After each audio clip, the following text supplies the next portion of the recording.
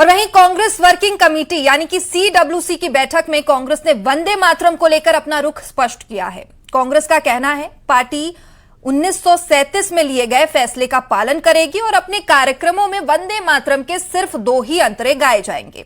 वहीं पूरा वंदे मातरम ना गाने के मुद्दे पर बीजेपी कांग्रेस पर हमलावर है। अब केंद्रीय गृह मंत्री अमित शाह ने कहा कि 1937 में कांग्रेस पार्टी ने मुस्लिम तुष्टीकरण के लिए वंदे मातरम के 2 टुकड़े करके देश के विभाजन की नींव डाली।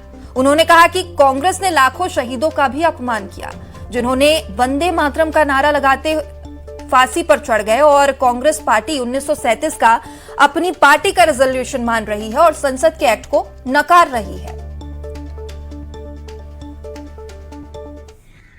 कांग्रेस पार्टी की कार्यसमिति ने एक आश्चर्यजनक और देश विरोधी फैसला लिया है। उन्होंने अपनी पार्टी के 37 के रिजोल्यूशन को फॉलो करते हुए महान वंदे मातरम गीत के 2 ही छंद गाने का फैसला किया है। मैं इस समय पर पूरे देश को याद कराना चाहता हूं कि 1937 में कांग्रेस पार्टी ने मुस्लिम एपीसमेंट के लिए वंदे मातरम के 2 टुकड़े कर देश के विभाजन की नींव डाली थी और वहीं से 2 राष्ट्र के सिद्धांत को ताकत मिली थी।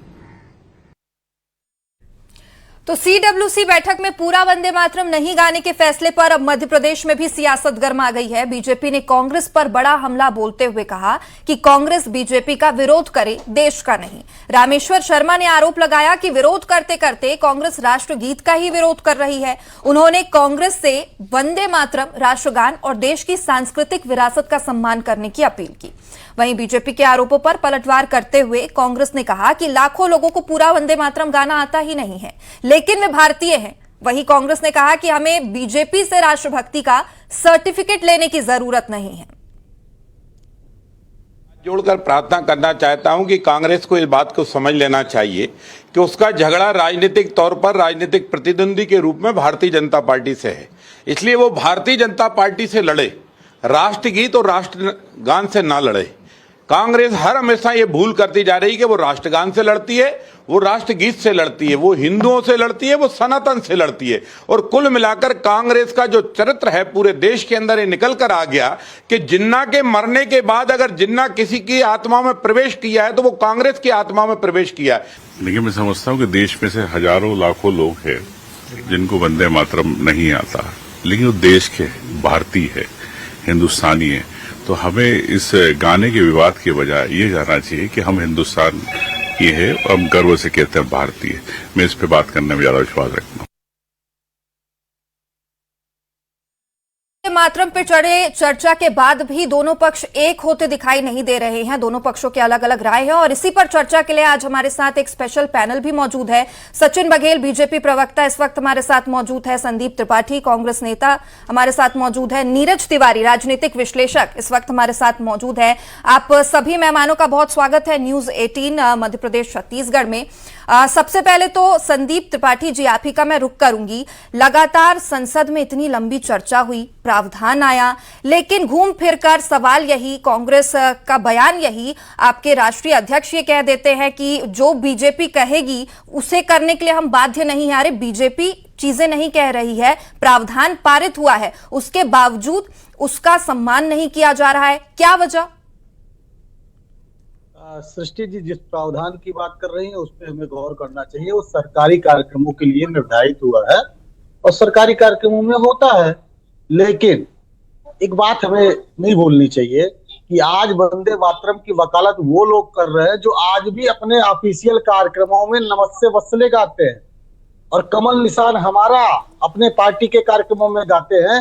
पहले इन जो है दोगलापंथी लोगों से पूछा जाना चाहिए जो दोगली सोच रखते हैं कि भैया आप अपने कार्यक्रमों में, आरएसएस के कार्यक्रमों में नमस्ते वत्सले हटा के वंदे मातरम लाने के लिए क्या तैयार है या कब से ला रहे हैं? दुर्भाग्य यह है कि हम जिसकी बात कर रहे हैं, अभी हमारे साथी बैठे हैं, मैं इनको चैलेंज करता हूं कि आप मोबाइल में देखकर पढ़कर छाछंद अगर शुद्ध रूप से सुना देंगे देश के लोगों को, मध्य प्रदेश के लोगों को, छत्तीसगढ़ के लोगों को, तो हम आपकी बात मानने के लिए तैयार है। मोबाइल में देखकर पढ़कर शुद्ध रूप से सुना दीजिए। सच ये है कि हमारा जो आज राष्ट्रगान है जनगण मन, उसके भी जो मूल कविता है उसमें 5 पद हैं, लेकिन आप क्या 5 पद लेके आए? नहीं। लेकिन आपको वंदे मातरम से इतनी नफरत थी, आप अंग्रेजों की दलाली में इतने मदमस्त हो गए हैं कि जो वंदे मातरम जिसको हमारे 1937 के रेजोल्यूशन में पास हुआ, 1949 में जब हम इसको अंगीकृत किए, संविधान सभा ने जो है सर्वसहमति से इसको जो है पारित किया 2 छंद गाने के लिए। आप इसको सिर्फ और सिर्फ विवादित करने के लिए 6 छंद लाते जो 15 अगस्त को तस्वीरें देखी, देश ने जो तस्वीरें देखी जहां पर बीच में वंदे मातरम के बीच में जो गायन को रुकवाया गया था, वो आप उसे अपमान नहीं मानते? वंदे मातरम का अपमान नहीं था वो? राष्ट्रगीत का अपमान नहीं था वो? दीदी हमको लगता है आपने पूरा वीडियो नहीं देखा। ये भारतीय जनता पार्टी की लाइन मत बोलिए। कहाँ रुकवाया गया था? पूरा वीडियो चला है। मैंने पूरा वीडियो देखा है, देश ने पूरा वीडियो देखा है। आप मुझे मत कहिए, मैंने देखा है वो वीडियो, अभी भी हमारे पास है। आप बोलेंगे तो हम चलवा देंगे। हाँ बिल्कुल चला दीजिए। अगर कहीं बीच में रुका हो जो है वंदे मातरम, ठीक है, हम चलवा देंगे। ठीक है। सचिन बघेल जी ये मानने को तैयार नहीं है, हालांकि अब एआई का जमाना है तो हर चीज एआई पे डालना, हर चीज एडिट करके यहाँ पर नहीं चलाई जाती हर चीज। ठीक है, मैं आपके पास लौटूंगी, आपका पक्ष जानूंगी। हालांकि आप इसमें बात करने के पक्ष में दिखाई नहीं दे रहे हैं, केवल लड़ाई करने के लिए आए हैं। सचिन जी, जो तस्वीरें देखी, आप लोग कह रहे हैं कि कांग्रेस अपमान कर रही है, सार्वजनिक मंचों से माफी मांगी। आप लोग प्रावधान लेकर आए हैं, कानूनी कार्रवाई करिए। अगर कुछ गलत है तो कानूनी कार्रवाई करिए, माफी मांगना काफी तो नहीं है। त्रिपाठी जी को मैं सुन रहा था, मैं वंदे मातरम पर काफी, और नमस्ते सदा वत्सल मातृभूमि में उनको ठीक से बोलना भी नहीं आता। उनको बताना भी कि नमस्ते सदा वत्सल मातृभूमि जो है वो सार्वजनिक स्थलों पर नहीं होता, उस संघ की शाखा में होता है, थोड़ा संघ ध्वज के सामने ही नमस्ते सदा वत्सल मातृभूमि होता है। तो पहले ये जरा ठीक से हमको भी पढ़ करके आए जाए। दूसरा, रही बात वंदे मातरम की, तो आनंद मठ का गीत है और मातृभूमि की, भारत माता की, इससे अच्छा कल्पना नहीं हो सकती। जहां दुर्गा दर्शक धारणी, इस प्रकार की बड़ा गीत है ये। और हमारे देश के अंदर ये 1923 के पहले तक पूरा गाया जाता था। 1905 के अंदर भंग जब हुआ तो पहली बार वंदे मातरम जो है वो उस देश के अंदर हिंदू और मुसलमानों ने सबने मिलकर साथ में गाया और बंगाल विभाजन को रोका था इनने। ये कांग्रेस थी, उन्हें कह रहे हैं, कांग्रेस की बात कर रहे हैं ये लोग, देशभक्ति की बात कर रहे हैं। आजादी की लड़ाई मुझे नहीं समझ में आता कि कितने कांग्रेसी फांसी पे लड़े तो चढ़े तो भगत सिंह राजगुरु थे। 1923 के अंदर कांग्रेस का जो कर रहे थे वो, और जब वंदे मातरम पूरा गीत गाया जाने लगा तो मोहम्मद अली जो है उस अधिवेशन को छोड़ के चले गए थे। आखिर में आगे चल करके मोहम्मद अली वापस उस मंच पर रहे, लेकिन वंदे मातरम जो है वो आधा हो गया। ये आजादी की कीमत दी थी, इस विभाजन की कीमत भारत ने चुकाई थी कांग्रेस ने, और ऐसी ना जाने कितनी कीमत चुकाई थी। इसलिए जब देश विभाजन की बात होगी, विभाजन की बात होगी, जुड़ा हुआ विषय देश की मातृभूमि से जुड़ा विषय, इस बात को ध्यान में रखना चाहिए। इसलिए संदीप जी त्रिपाठी जो बोल रहे थे देशभक्ति की कांग्रेस वही है जो 1947 के बाद थी। आज जो कांग्रेस है वो बीच में पिछले 70-75 सालों के अंदर 30 से अधिक बार टूट चुकी है, वही कांग्रेस है क्या ये? तो इसलिए राष्ट्रभक्ति, देशभक्ति, तो आपके चैनल पे मैं सुन रहा था उमंग सिंघार जी को कि देशभक्ति का सर्टिफिकेट मोबाइल में देख के पढ़ दो। आपको हमसे देशभक्ति का सर्टिफिकेट हम ही से लेना चाहिए हमको, कि मोबाइल में देख के पढ़ दो भाई। वंदे मातरम पूरा जो है हम ही लोकसभा के अंदर हमको पारित किया और पूरा वंदे मातरम मोबाइल में देख के मैं पूरा, आप आइए में पढ़ लीजिए, आपको पूरा वंदे मातरम गीत याद करवा देता हूं। आइए मेरे साथ, आइए मेरे साथ, मोबाइल में देख के आइए साथ में, और नहीं तो मैं आपको सर्टिफिकेट की तो बात ही नहीं है यहाँ पर। प्रावधान है, अगर संसद में कोई कानून पारित हुआ है, कोई प्रावधान पारित हुआ है, उसका सम्मान करना हम सबकी जिम्मेदारी शायद बनती है। वही बात थी। दोनों के पास मैं लौटूंगी, संदीप जी आपके पास भी मैं लौटूंगी। आनंद मठ का क्या इतिहास है, राष्ट्रीय गीत का क्या इतिहास है, आज किसी से छिपा नहीं है। आप दोनों के पास मैं लौटूंगी। इस वक्त आलोक वत्स जी, राजनीतिक विश्लेषक, हमारे साथ जुड़े हैं। आलोक जी, आपका भी बहुत स्वागत है। नीरज जी, आपसे मैं पूछना चाहूंगी, अभी की जो वर्तमान स्थिति की है, कांग्रेस और बीजेपी की लड़ाई है राष्ट्रगीत को लेकर, आपको क्या लगता है, ये संवैधानिक है या राजनीतिक है?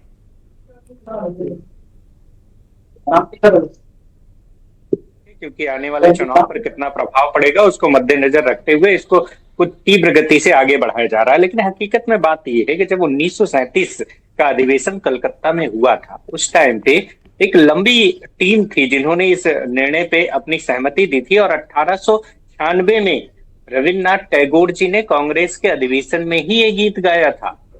इस बात को भी हमें ध्यान में रखना पड़ेगा। लेकिन बात रही 1937 का, उस समय जो था धार्मिक या अन्य आपत्तिजनक स्थितियां ना पैदा हो, काफी हद तक 1930 के दशक में सांप्रदायिक तनाव बढ़ा हुआ था। उस चीज को यदि हम ध्यान में रखते हुए, उस कालखंड को ध्यान में रखते हुए यदि हम कुछ विचार करेंगे तो पता चलेगा कि उस समय जो निर्णय लिया गया था उसमें सभी बड़े नेता थे। पंडित जवाहरलाल नेहरू ही नहीं थे, महात्मा गांधी भी उस बैठक में थे, सरदार वल्लभ भाई पटेल भी थे, सुभाष चंद्र बोस थे, मौलाना अबुल कलाम आजाद थे, राजेंद्र प्रसाद जी थे, सरोजिनी नायडू इत्यादि तमाम बड़े नेता थे। उस बैठक में यह निर्णय लिए थे कि अभी यह निर्णय लिया जाता है केवल 2 ही छंद गाए जाएंगे।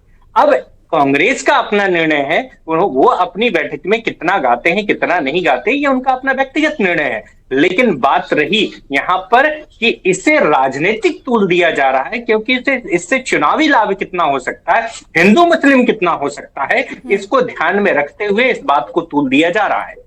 और इससे कोई ज्यादा फर्क नहीं पड़ने वाला। कोई कह दे किसी को बहुत ज्यादा याद है, कोई कह दे नहीं याद है, इससे कोई फर्क नहीं पड़ने वाला। बहुत सारे ऐसे गीत हैं स्कूल में विद्यार्थियों को भी नहीं याद होते, बैठकों तो छोड़ दीजिए, राजनीतिक टीम की बैठकों की बात ही छोड़ दीजिए, जो विद्यार्थी रोज उस गीत को पढ़ रहे हैं उनको भी बहुत से लोगों को याद नहीं होता। मेरा ये कहना है कुल मिलाकर के किसी गीत पर राजनीति ना हो, देश के विकास पर राजनीति हो तो ज्यादा बेहतर होगा। बिल्कुल नीरज जी, देशभक्ति से जुड़ा ये गीत है और राजनीति इसमें किसी भी स्तर पर बर्दाश्त तो नहीं की जानी चाहिए। संदीप जी, आपके पास मैं लौटूंगी, निवेदन है शांति से दर्शक सुन रहे हैं, आप उनको जवाब दीजिएगा। आरोप पहले से ही लगते रहे हैं कांग्रेस के ऊपर कि मुस्लिम वोट बैंक के लिए राजनीति करती है। आपसे मेरा सवाल यही है, परंपरा और संविधान से ऊपर कहीं ये चुनावी सियासत के लिए तो नहीं? नहीं, देखिए सृष्टि जी, पहली बात जिस हिंदू मुस्लिम की बात होती है, कांग्रेस ने इस देश में हिंदू महासभा और मुस्लिम लीग दोनों के खिलाफ चुनाव लड़ा आजादी के पहले, और हमने मुस्लिम लीग को भी हराया और हिंदू महासभा को भी चुनाव हराया और इस जनता की मदद से हराया। तो इस देश की जनता की जो सोच थी, उस सोच के तहत हमने काम किया और वही सोच हमारे संविधान में प्रतिबंधित तो जो है दिखती है। लेकिन आज जो ये भारतीय जनता पार्टी के लोग नया नया विवाद पैदा करके अपनी जिम्मेदारियों से बचना चाहते हैं, जिस CWC की बात कर रहे हैं उसी CWC में तो राम मंदिर चंदा चोरी की भी बात हमने की है, उसमें हिम्मत डिबेट करिए। चंदा चोर हो आप लोगों ने राम तक को लूट लिया, हमने पेपर लीक की भी बात की है, उस पर बात करिए। आज पेपर लीक हो रहा है, आज पेपर आउट उसी मध्य प्रदेश में हो रहा है, उस पर आप बात नहीं करना चाहते। सच ये है कि भारतीय जनता पार्टी धर्म के नाम पर देश को लूटने का काम करती है। ये लुटेरे हैं, ये राम तक को भी नहीं छोड़ते, डकैत है। इन्होंने पहले राम जी की मूर्ति चोरी की, पहले 1400 करोड़ रुपए चोरी किया, अब जो चढ़ावा आ रहा है उसको भी लूट लेना चाहते हैं और उसको छिपने के लिए अमित शाह जी बोल रहे हैं 20 दिन तक सदन में वो मुंह दिखाने नहीं गए। छात्रों पर जिस तरीके से उन्होंने पहले दिन चलवाने का काम किया था, कील लगी लाठी से मरवाने का काम किया था, क्या अमित शाह सदन में घुसने की हिम्मत किए? नहीं किए तो क्यों? और आज आप आकर बकलोली करिएगा, संदीप जी आराम से संदीप जी, ठीक है, मैं लौटूंगी संदीप जी आपके पास। आपके आरोप वंदे मातरम से भी कई आगे बढ़ चुके हैं। सचिन जी, आपसे जो मैंने पहला सवाल पूछा था उसी का मैं जवाब लूंगी। आप लोग आरोप लगाते हैं, लेकिन हमने अक्सर देखा है कि किसी भी नेता पर इस तरह की कार्रवाई करने से बचते हैं। आप कह रहे हैं कि माफी मांगे, माफी क्यों मांगे भाई? आप कानूनी कार्रवाई करिए, अगर प्रावधान है उसका पालन करना है, नहीं हो रहा है कानूनी कार्रवाई करने की जिम्मेदारी भी तो जो सरकार बैठी है उसके ऊपर है, क्यों नहीं करती? आप भी तो यहाँ पर राजनीतिक लाभ उठाने की कोशिश करते ही नजर आ रहे हैं। के लिए इस देश में, इस देश के अंदर, इस देशभक्ति का राग रहा है वंदे मातरम।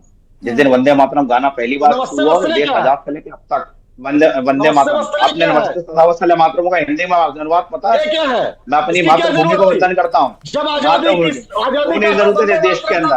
इस देश के अंदर क्या कांग्रेस जो बताई कि वह तय करेंगे क्या? इस देश के अंदर मुस्लिम लीग की बात कर रहे थे, हरा के भाग होते, दलाली का जो कांग्रेस ने, कितने लोग फांसी पे चढ़े, कितने लोग जेल में गए, 365 दिन के 365 जूते किसने रखे? आप बात कर रहे हैं जिस देश को लूटा 75 साल तक, आप लोग आज बात कर रहे हैं आगे खड़ो के सफेद कोट में सफेद कपड़े पहन लेने से सचिन जी नहीं हो जाता। आज की बात करिए।